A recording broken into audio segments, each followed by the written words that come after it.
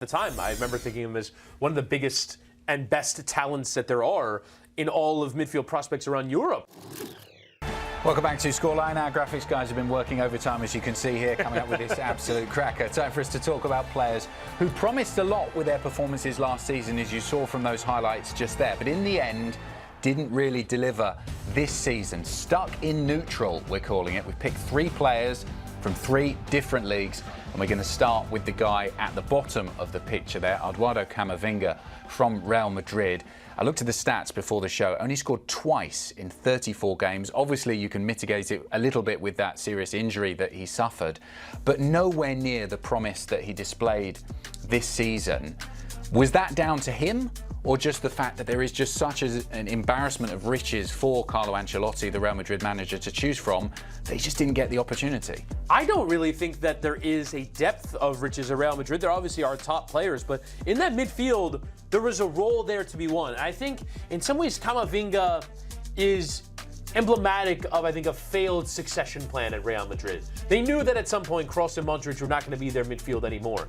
And I think they thought that Tchouaméni, Camavinga, and Valverde were going to be their 3-man midfield into the future. That eventually, once Casemiro, Kroos, and Modric moved on, these would be the 3 that stepped in. I remember watching Camavinga in Liga, and he was spectacular. And the thing that most impressed me about him was his passing range. I thought he had every kind of ball in his locker, and yet I watch him play for Real Madrid, and I find him to be so dull in possession of the ball. He doesn't take enough chances. He doesn't play enough through balls. He's not breaking lines with his passes. And so you see a Real Madrid side that struggles to get the ball off the pitch.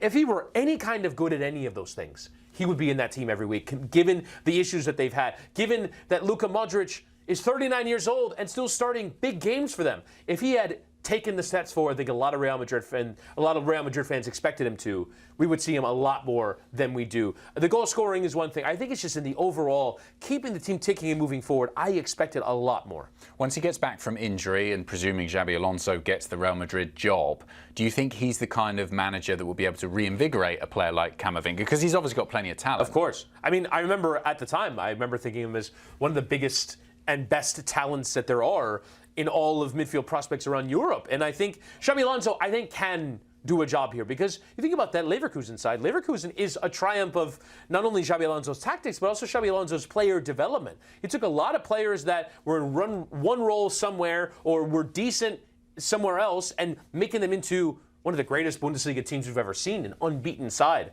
in the Bundesliga. So I think he can absolutely do something, but it has to be, I think, a little bit of evolving of who you are as a player. I just think he was too much in a box. He's too, almost, scared I think is too strong of a word to throw at someone, but he wasn't playing with that freedom, with that verve that we would have expected him to by this point of his career. Okay, let's move it on to the second player, Warren Zaïre-Emery from PSG. Here's our French football correspondent, Tom Williams, on his difficult season so far for the side in Paris, with 45 matches, 32 of them starts, 3 goals and just 2 assists.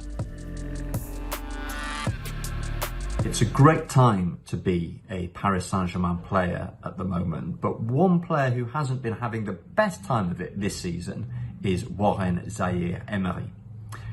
Wind the clock back 12 months and he was the toast of Paris.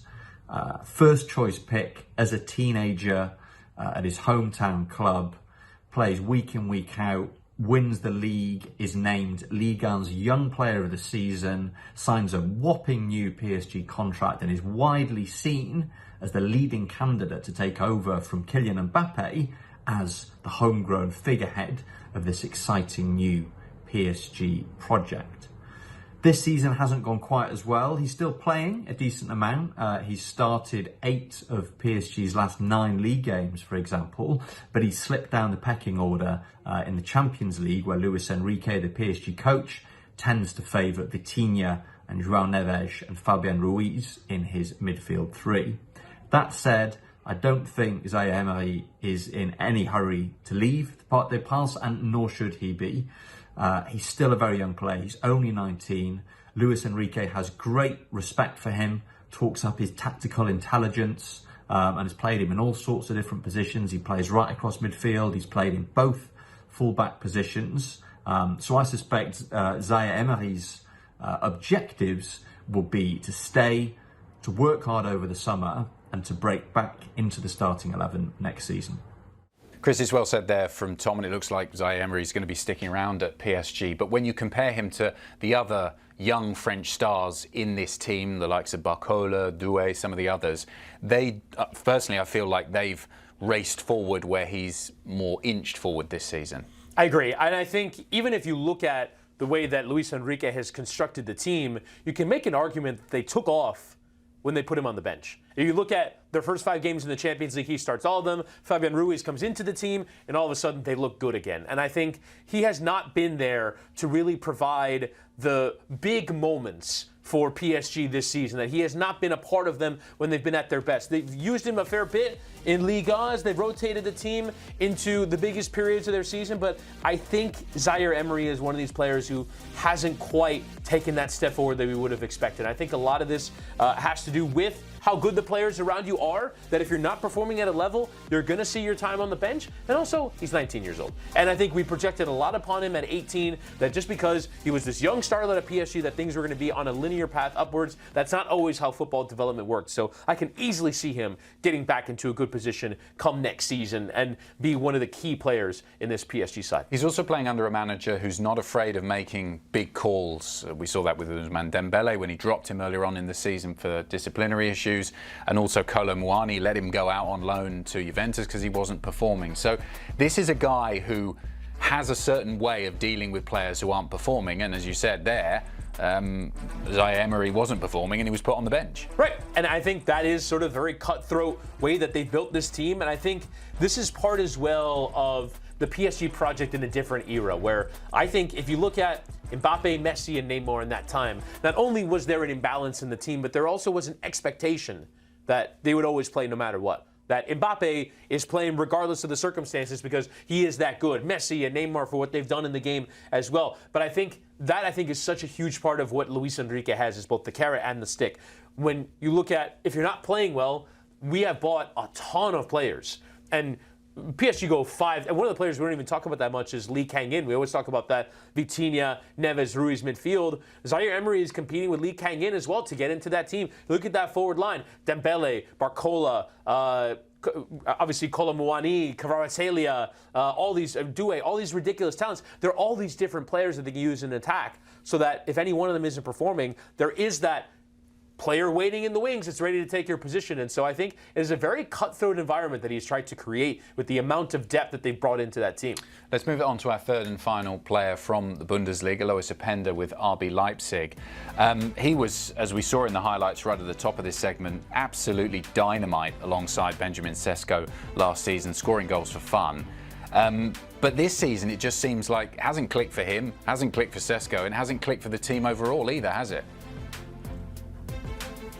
Yeah, and for me, looking at that front three with this side, I really do. I'm shocked at how little it has worked. In the overall, you're talking about a Leipzig side that has fairly consistently been in Europe, and all of a sudden, we're talking about a side that is not even anywhere near the Champions League with Cesco Openda and Xavi Simons as well. You look at the overall group, and you're going, this is a side that should be competing for the Bundesliga to go and win it. I really thought that they had a chance to win it at the start of the season, to go deep in the competition. Instead, they're at the basement of that league phase of the Champions League. Here's our German football correspondent Rafa Honigstein on Openda's disappearance this season.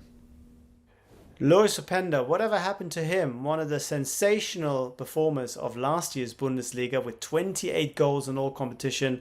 Such an integral part to Leipzig's success story, and especially his partnership with Benjamin Sesko being the key to Leipzig's good fortune. He is unrecognizable as a player. Only 13 so far this season with one game to go. That is miles off the kind of numbers and performances that we have become accustomed to from the Belgian forward since his move from Vitesse Arnhem last year.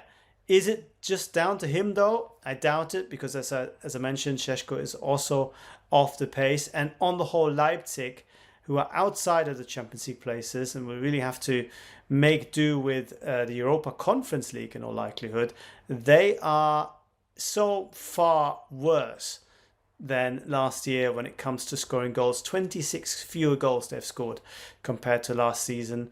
That is a lot, especially if you consider that they've also conceded more on the other side. So as a team, nowhere near good enough, which is why Marco Rose got fired, which is why I think Short Löw, his interim deputy successor, is not going to stick around for much longer either. They need a big overhaul, not just in the managerial position, but also in the squad. There's too many old veterans who are past their sell-by date, and they need a bit more freshness and hunger. Now, selling Openda, I don't think is going to be on the cards as far as the club is concerned, but Openda, without Champions League football, might well have other ideas and itch for a move. This is one to watch for the summer. He will have a lot of suitors, his poor, or relatively poor season notwithstanding. Loïs Openda, where art thou? And it has had an impact this season for Leipzig, along with Benjamin Sesko. This is where they currently stand in the Bundesliga table, 7th in the division. They are level on points with Mainz. And Chris, it is a huge impact for them, and a huge difference as well from one season to the next if they don't qualify for Europe next season. Oh, without a doubt, especially for the expectations. This is the top of the Red Bull pyramid. This is the club that they kind of send forward into Europe and say, this is our representative, and even RB Salzburg is struggling in Austria as well. So these two clubs that have kind of been a picture of not really getting a lot wrong. They've always had the right succession in terms of managers. They've always had the right succession in terms of players. They've always known what their next step is. And you would have thought that because I think the summer transfer market was maybe a little bit slower, that teams don't quite have that same ability to spend, that these two, they might have gone in the summer last year had it not been for kind of a little bit of a changed climate around transfers. But you go into another year with 3 top-level talents in your front 3. To talk about Openda a little bit, the 9 goals there, I think is a big disappointment for him when you look at, also I think his expected goals is actually lower than that. It's 8.2. I think he's getting a lot of shots from poor distances. I'm not certain that this 2-striker setup works very well, and I think he's trying to do a lot of Hollywood things. He's trying to score goals from impossible ranges and impossible angles, and they've got to figure out a better way in the overall, as Rafa said there. This side has just not been good enough creating good chances for their best attacking players. I think Openda has been the one that has been most damaged by that. But even Sesko, we expect him to be a 20-goal striker, I think, for a club that has this kind of quality. The fact that he's only got 13, I think, is a disappointment as well.